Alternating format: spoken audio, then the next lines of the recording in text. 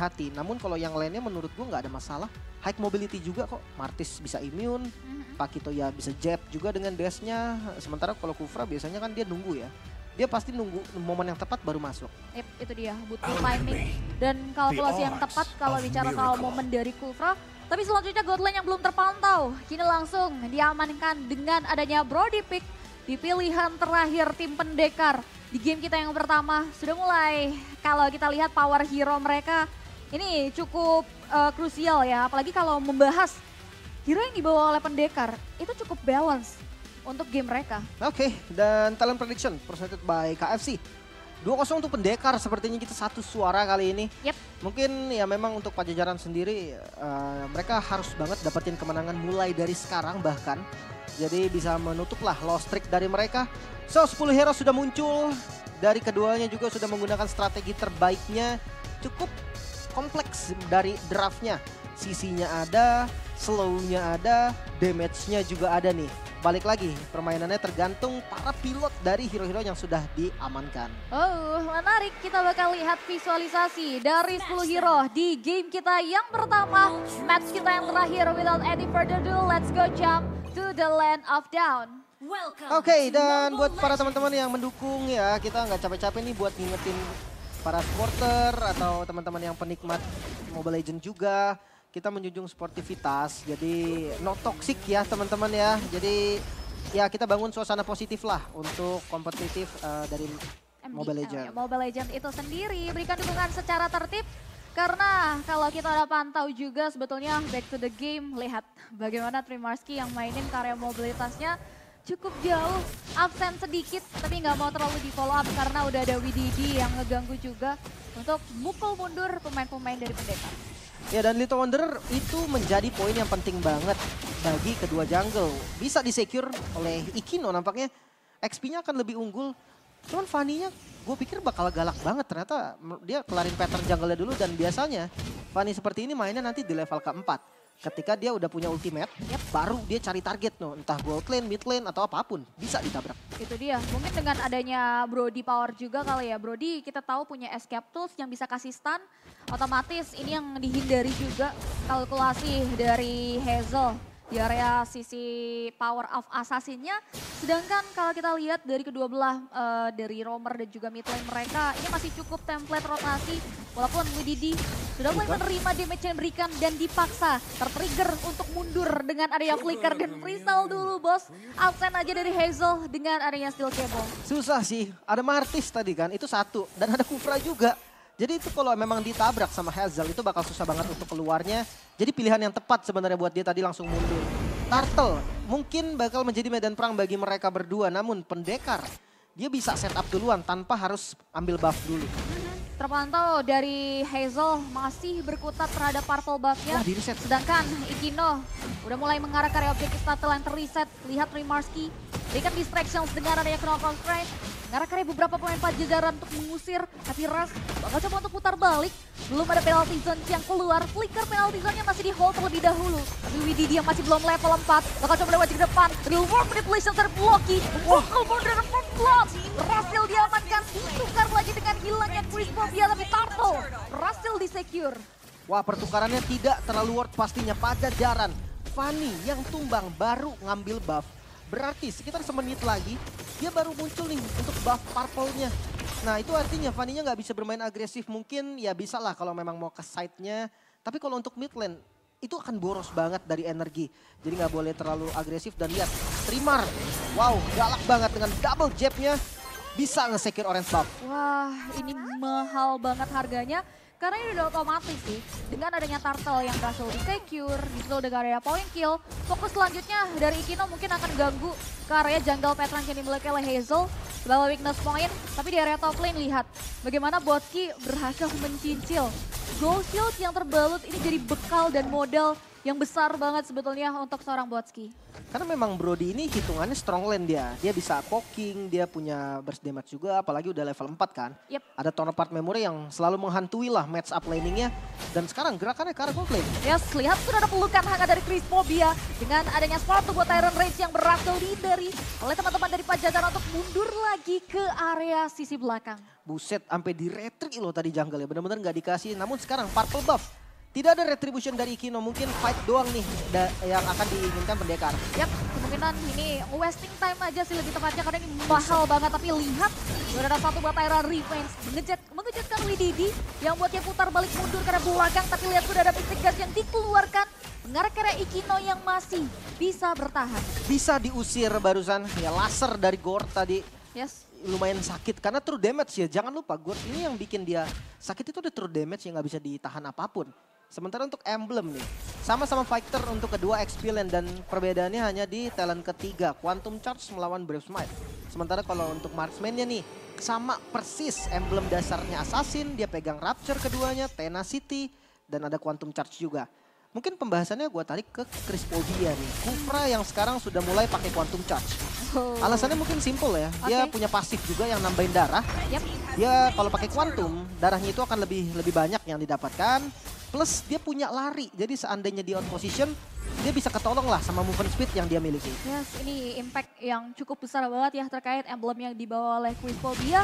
Tapi lihat, sudah ada satu buah serangan kejutan. Penalty zone mengarah ke Mercy, tapi Cutthroat masih bisa dihindari, namun tidak. Di mana Hazel berhasil mengklaim karya 1 point kill untuk Nothing. Tapi bakal dibalaskan dengan karya 1 buat Tyler Revenge yang dihindari oleh Pong Lucu. Tapi Real World Manipulation memberikan face dengan karya 1 buah tertarik yang berhasil ditumpahkan gitu saja. Tapi lihat Steel Cable hanya memberikan gertakan belakang. Wow, sakit banget. Torn Apart Memory nyaris saja masih cukup kuat dari Wididi. Masih selamat juga. Sementara ini gerakan yang bagus tadi dilakukan oleh Hazel. Yes. Mungkin agresifnya agak kurang dan Turret nampaknya. Boleh, bakal coba untuk mulai mengarah karya satu member yang langsung dihindari oleh Hazel. Gak mau ngambil resiko, lebih prefer untuk merelakan karya purple buff-nya. Automatically ngebuat dia harus jauh lebih bisa nge-manage karya energi karena lihat Botski yang dapetin space luas banget udah mulai kerasa perih dari damage yang dia torehkan, Lim. Dan galak banget sih. Botski dia tahu nih match up landingnya menang. Jungle lawannya itu nggak bisa juga ngincer dia. Makanya pergerakan dari Botski ini kuat di atas. Dia nggak pindah sama sekali. Dia cicil inner turretnya. Sementara untuk menit ke-6 nih perbedaan gold lumayan terasa. Hampir 2000 gold dan susah banget untuk membuka vision. Oke, lagi-lagi kejutan surprise. Mengarah karya WDD. Dan lihat damage yang diberikan oleh Trimarski. Menutup akhir dari WDD yang nggak bisa lagi bertahan di area river. Oke, perbedaannya sekarang nggak ada roamer. Tengahnya lagi-lagi di press. Walaupun masih bisa di defense. Yes. Jangan lupa Hazel. Dia nggak punya purple buff. Susah banget Fanny. Sejago-jagonya orang main Fanny. Ketika purple buffnya nggak ada, itu akan turun temponya. Masih bisa untuk ngejar, bisa. Dengan mainin satu steel cable. Tapi ya, dia nggak bisa untuk bertahan dengan nge-spam steel cable, ya udah. Impactnya akan turun. Ya, itu dia ya. Itu yang membuat dari sini Fanny-nya ini serba salah banget ya. Hazelnya serba salah. Mau gak mau dia harus bisa mainin karya landing jauhnya. Jadi split pusher. Oh, di trap. Tapi lihat di area turtle-nya sudah mulai coba untuk di-poking.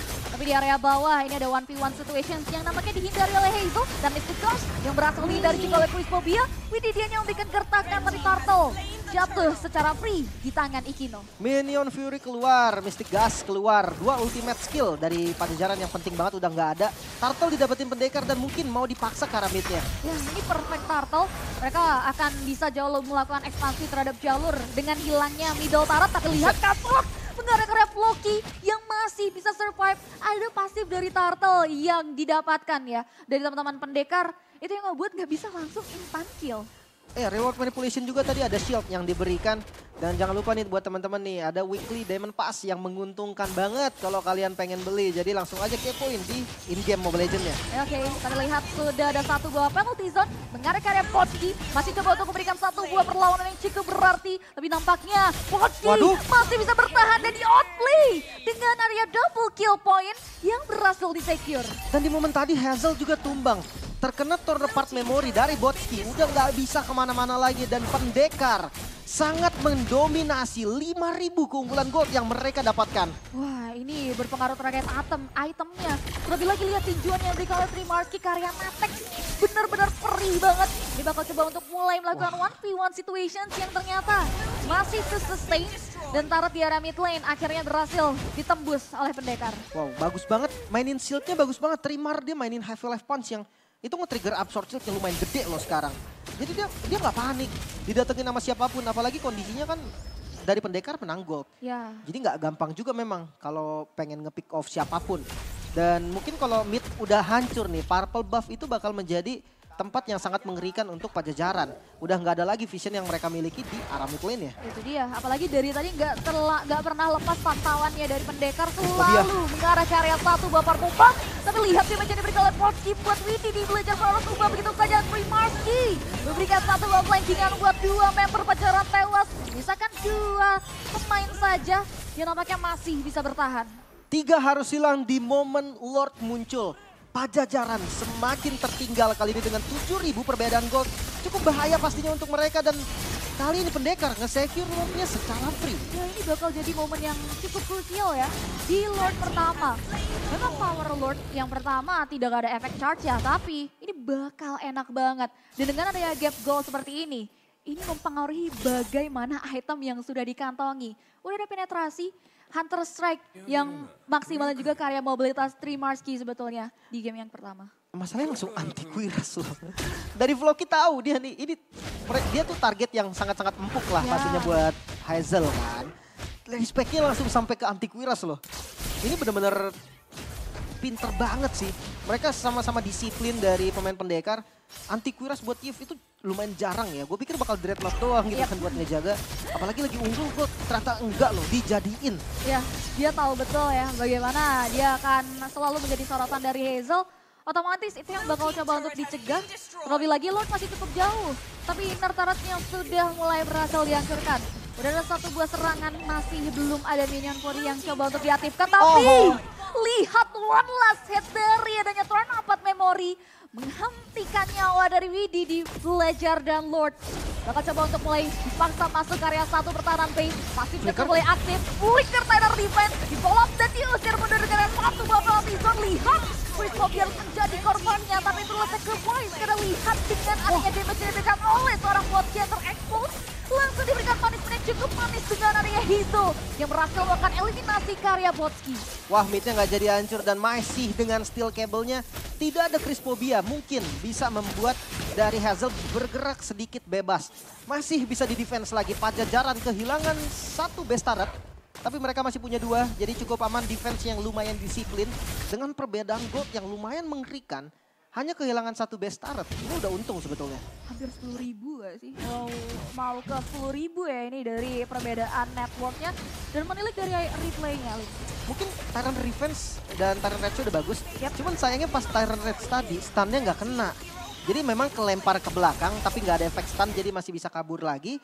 Dan jangan lupa, Fanny itu terhitung hero yang high ground defense-nya kuat loh. Dia punya kayak seakan unlimited energi lah bermain dengan adanya di base gitu kan. Regen energi itu cepet banget. Jadi dia ketika bermain di base-nya sendiri itu bener-bener kuat untuk nge-defense. Oke, ini jadi malapetaka ya. Jadi yang buat teman-teman dari pendekar harus penuh akan perhitungan kalau mau main tim fight jangka panjang di teras rumah yang dimiliki oleh Pajajaran. Tapi setidaknya ya di lot pertama ini udah bisa nembus karya base, udah mahal banget sebetulnya buat tim pendekar. Oke, dan untuk tugas sekarang Pajajaran mungkin mereka bisa stay on bush, nggak usah kemana-mana dulu. Ngebuka zona itu menjadi hal yang bahaya banget buat Pajajaran. Semua bisa dipanis. Nggak sekali kita ngelihat WDD dimakan. Damage dari Boteski cukup, ada Floki juga yang bisa ngasih efek slow. Jadi untuk sekarang mungkin Pajajaran trapping adalah solusi terbaik sih saat ini ya. Alright, ini kalau kita lihat juga Lordnya udah mulai muncul sebetulnya.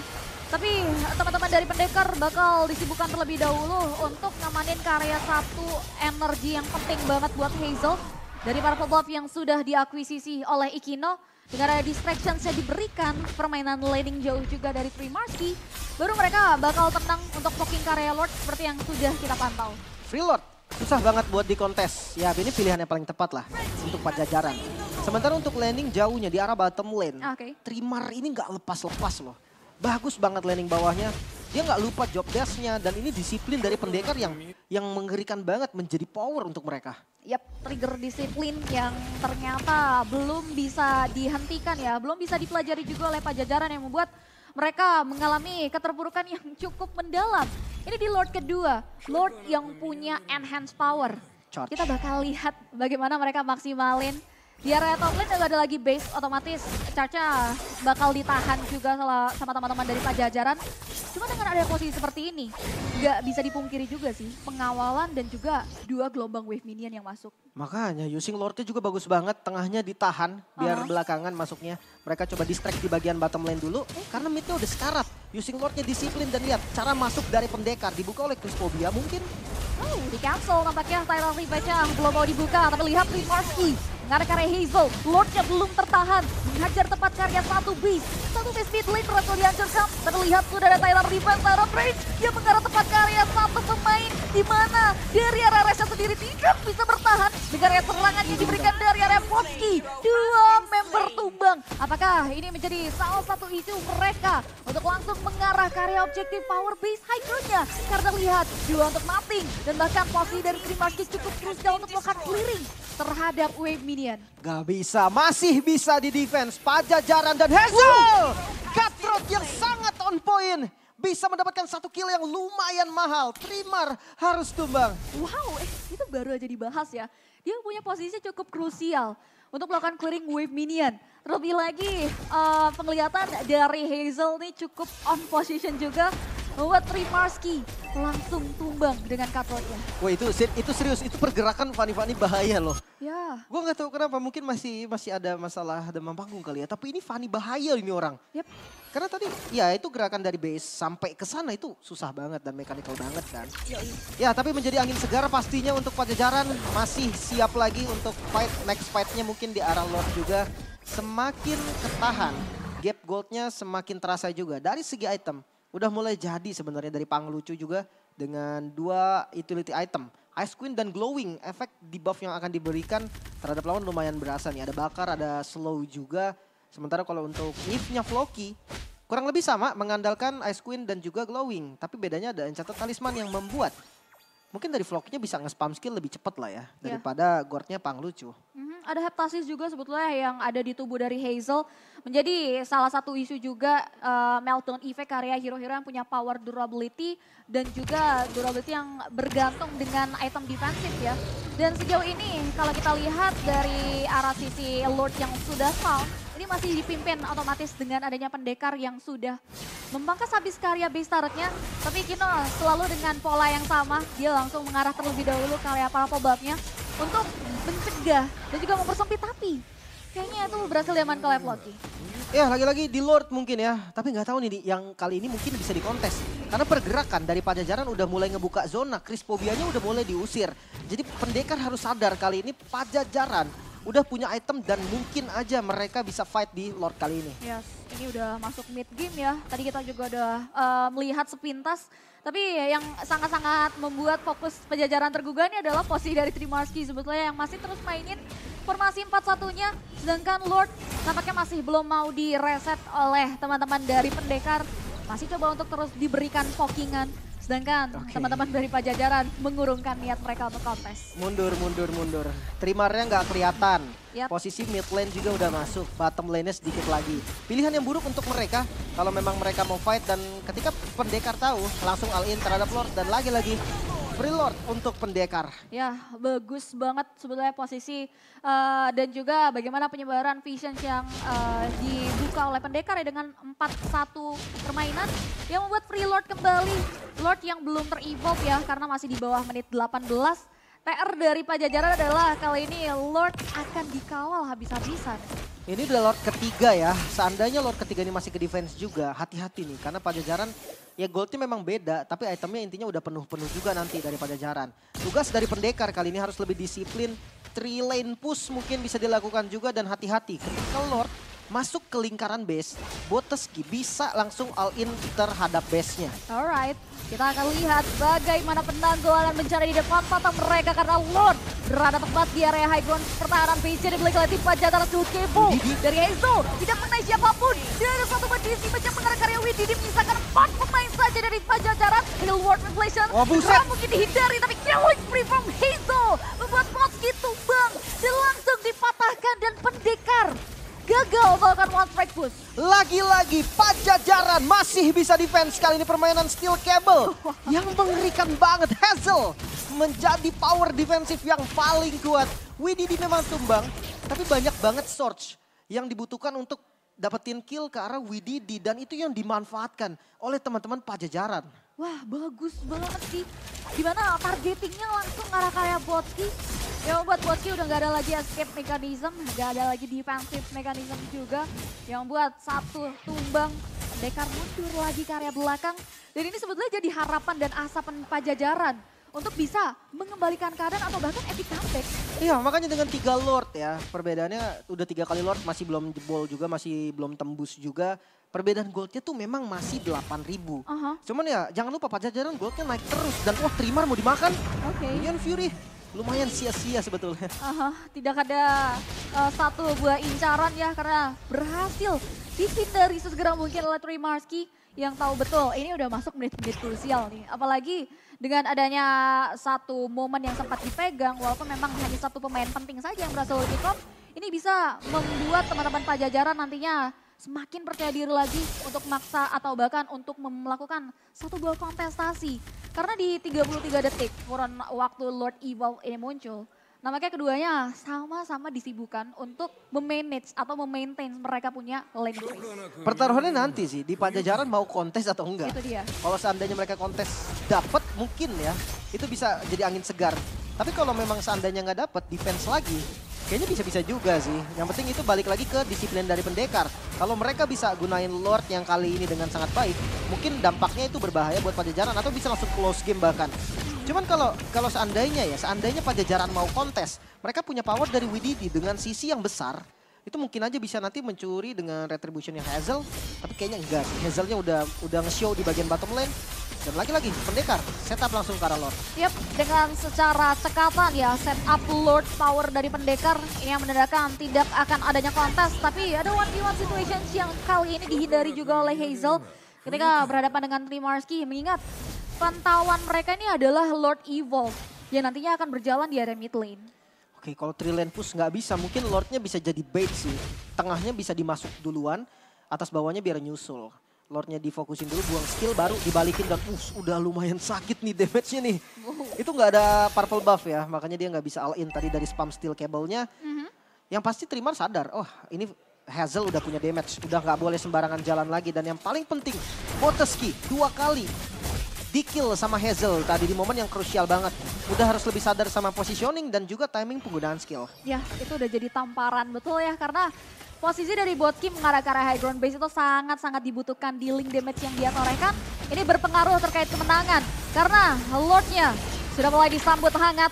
Ada Tyrant Revenge, pelukan dari Tyrant Rage mengarah ke area Rest. Reward Revelation, Joey berhasil menumbangkan ke area Pang lucu. Dan lihat one last hit dari Natex. Bakal coba di follow up dengan area satu buah flicker option. Tapi lihat mega kill dari Hazel. Tidak bisa menyelamatkan nyawa dari 3-4 pemain lainnya. Shutdown berhasil ciptakan adanya satu buah wipe out dan game 1 berhasil disecure oleh pendekar. Pendekar dengan Lord yang banyak banget tadi bisa didapatkan walaupun sangat sulit, masih bisa dapetin kemenangan di game yang pertama. Dan lagi-lagi Pajajaran defensif yang sangat-sangat baik dari semua, bukan hanya dari Fanny-nya, tapi semuanya bekerja sama dengan cukup baik. Yes.